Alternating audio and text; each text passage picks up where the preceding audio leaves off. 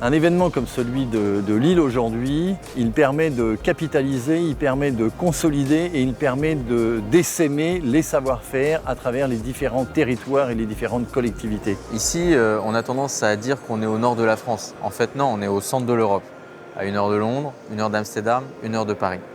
Et donc, en positionnant les choses ici à Euratechnologies, on positionne le niveau d'ambition. On est sur un format d'atelier, donc ça veut dire d'échange, de travail. Et l'idée, c'est de trouver ensemble des fonctionnements de co-construction de projets. Et je trouve ça très intéressant. On voit bien que notre territoire, il est toujours en recherche de rebond, de relance, d'avancée.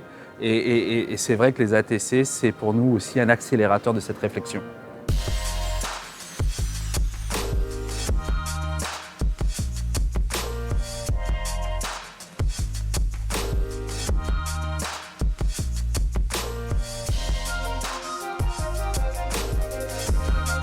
L'intérêt du Tour de France des ateliers des territoires connectés, c'est tout d'abord, dans le cadre du comité stratégique de filière, de fédérer l'ensemble des collectivités territoriales, de l'État, bien entendu, l'État, les collectivités territoriales et les industriels. L'État a un vrai rôle de stratège, les collectivités ont des rôles de stratèges locaux bien sûr et de faiseurs, et nous sommes là pour faire. Donc se réunir ensemble pour échanger et s'apporter mutuellement nos regards sur les choses techniques comme de la vie publique, mais plus au niveau des élus. Et évidemment, ça permet de faire grandir tout le monde. L'objectif de la mission, c'est de voir ce qui existe et ce dont les collectivités locales ont besoin. Elles ont besoin de formation, elles ont besoin d'outils de mesure d'impact, elles ont besoin de référentiels de données.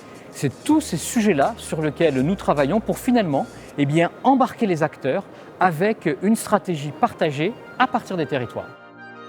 Il ne faut pas qu'il y ait trop dans la raquette en fait. Donc il faut des solutions industrielles éprouvées, qui fonctionnent. L'innovation, l'expérimentation c'est bien, mais il faut aussi des solutions robustes sur lesquelles on puisse s'appuyer. Il faut des infrastructures numériques qui permettent le très haut débit, mais il faut aussi après déployer une multitude d'usages. Et ça c'est plutôt, je trouve, le rôle justement des écosystèmes innovants, des startups. On doit travailler ensemble.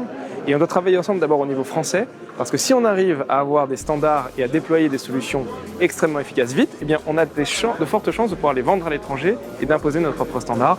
Donc on a tout intérêt à jouer collectif sur ce sujet.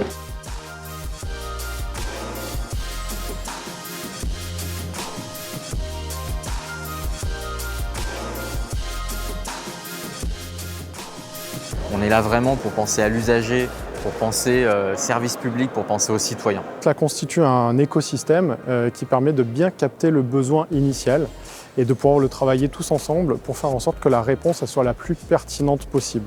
Et capter le besoin est essentiel pour pouvoir construire les futurs usages, pour que ça donne beaucoup de sens et beaucoup de valeur aux offres des industriels dont Equans fait partie, mais aussi pour que ça ait de la valeur de point de vue utilisateur final, que ce soit une collectivité à travers ses services ou à travers des citoyens.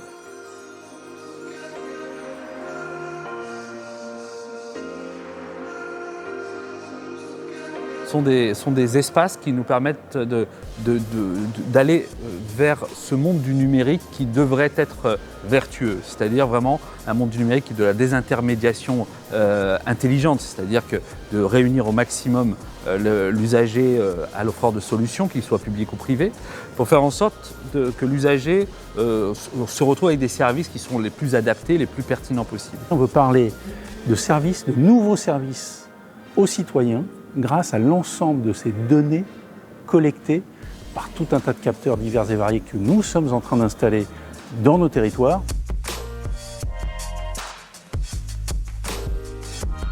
Quand on regarde un peu la journée d'aujourd'hui, c'est clairement une solution dès le départ qui a été mise sur de la coopération et finalement un peu de la co-construction. Donc on n'est pas simplement sur du networking ou du showroom où on présente ces solutions.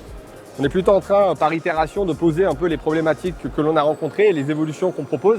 Et donc là, c'est aussi un fabuleux lieu de rencontre sur lequel on contribue à la fois au propre développement de son activité, mais aussi plus largement, apporter quelque chose de plus large à la société. C'est quelque chose de forcément important pour des entreprises comme les nôtres qui font sens et où l'innovation sociétale est un pilier de notre stratégie. Aujourd'hui, la thématique de ce matin était très clairement tourné autour de voilà, la transition environnementale, l'écologie. Et donc on a encore fait un pas de plus vers les usages et les finalités de notre filière numérique. Le numérique et la question des réseaux numériques, ça va être le bâtiment connecté pour adapter la luminosité, adapter la ventilation, adapter la consommation d'énergie pour baisser la consommation d'énergie. Ça va être la route connectée avec des voitures plus ou moins autonomes, ça va être un certain nombre de politiques publiques voilà, qui vont être connectées.